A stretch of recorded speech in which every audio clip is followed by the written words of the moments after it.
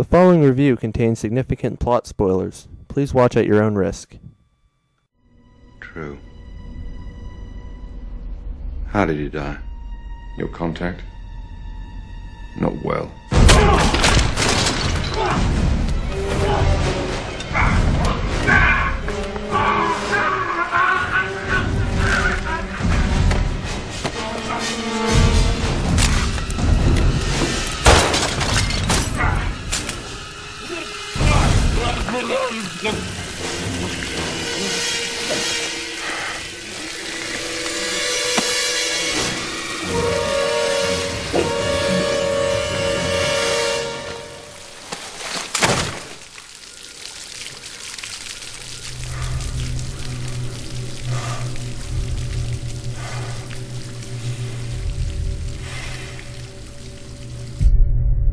Made you feel it, did he?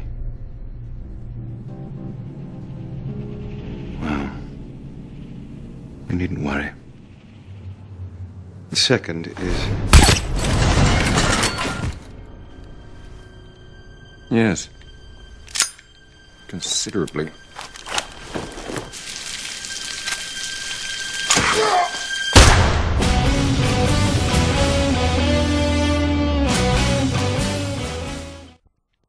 After the terrible critical reception Die Another Day got upon release, the producers at Eon decided to go in a different direction. The rights to Ian Fleming's very first Bond novel became available, and ultimately it was decided to finally adapt it into a film.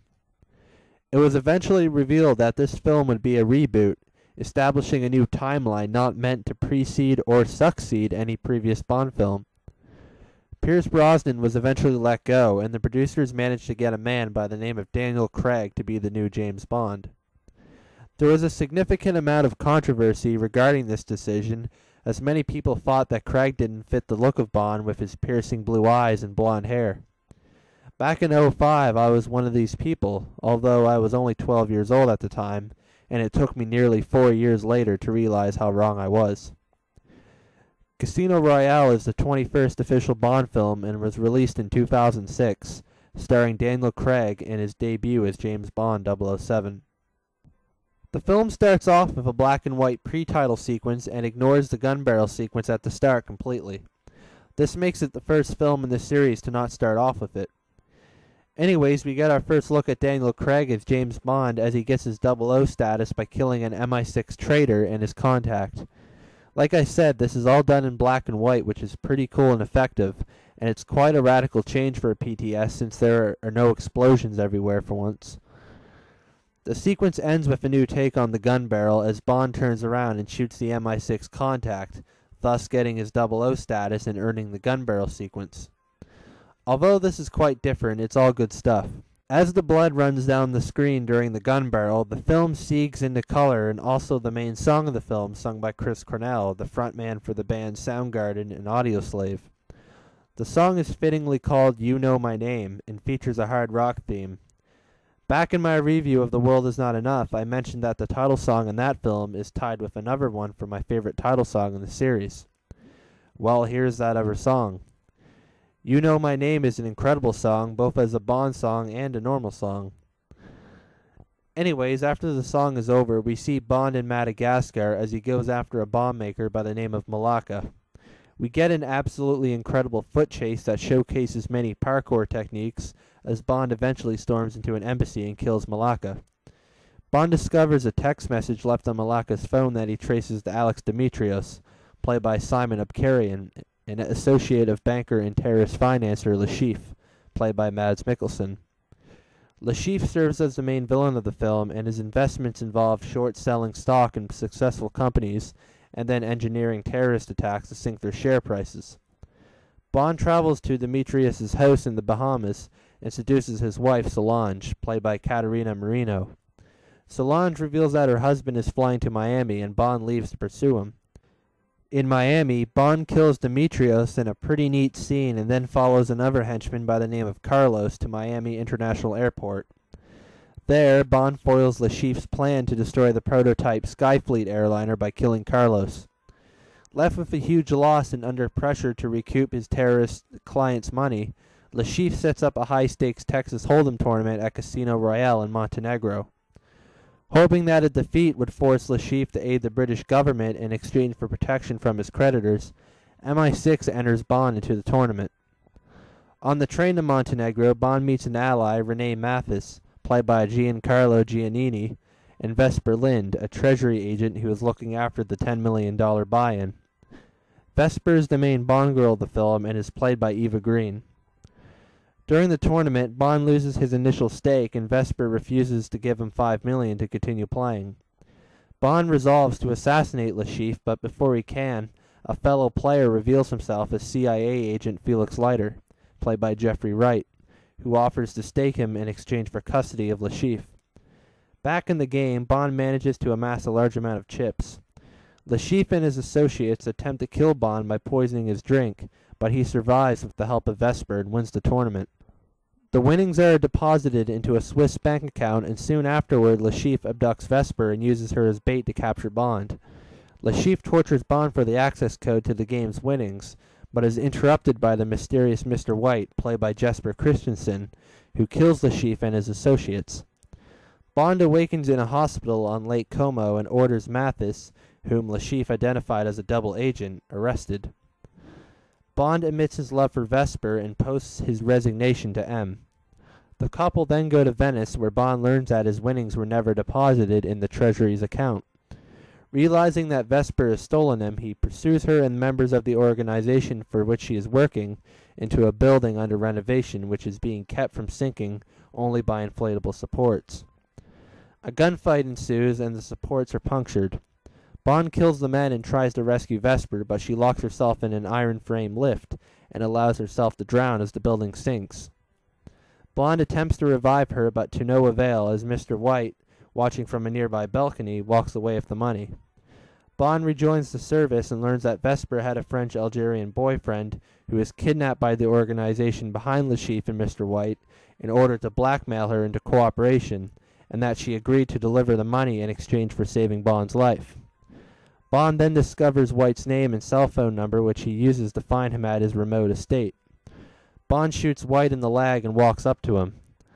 The film ends with Bond introducing himself with the immortal line, "The name's Bond, James Bond." Daniel Craig is incredible as this new incarnation of James Bond and comes off like Timothy Dalton, which is all the better. Back in 2006, when I first saw this film, I thought that Craig was the worst Bond and that he absolutely ruined the franchise. Years later, I am now older and wiser, and I have realized how wrong I was. Craig plays the part seriously with only a few humorous lines. Craig has so far done only 3 films, but plans on doing at least 2 more, so I can't judge him like the other Bonds before him. However, as of right now, I would rank him below Dalton and Connery as my 3rd favorite Bond actor. The main villain is technically Mr. White, since he is the man behind the whole film, but the focus is on Le Chiffre, played brilliantly by Mads Mikkelsen. Le Chiffre has a scar over his left eye, which causes him to weep blood, which is a pretty cool gimmick. Other than that, he never gets to fight Bond. Regardless, Le Chiffre ends up on my top 10 list of villains due to his interactions with Bond at the poker table. There are many memorable moments between the two, and Mikkelsen is a top-notch actor. I did find it slightly disappointing that Bond didn't personally kill him, since that's what we are used to seeing, but his demise does work with the plot of the film. M returns, being played yet again by Judi Dench, which instantly shoots down any ideas of this being a prequel to Dr. No. It wouldn't make sense that M would be there from the start, disappear for many, many years, and then come back. Noticeably, Moneypenny and Q are absent from this film. This makes it the very first Bond film in which Moneypenny is absent. I really do believe that they could have added her in there somewhere.